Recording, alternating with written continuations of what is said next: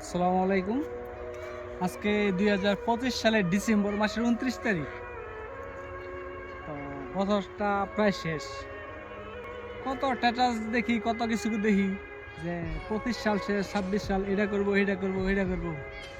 কিছু বালটা করতেন আপনারা, কিছু বালটা করতেন না। ১০টা বাজে ঘুমাইতে উঠা এই রাত ১২টা বাজে ঘুমাইতে যে আপনারা ২৬ সাল ২৫ সাল গেছে, ২৬ সাল আমরা উল্টাইবেন আপনারা।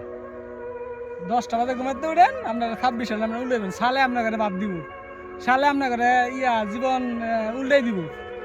পরিশ্রম করতে হবে, পরিশ্রম ১৬ ঘন্টা পরিশ্রম করার মতন অ্যাবিলিটি থাকতে হইব।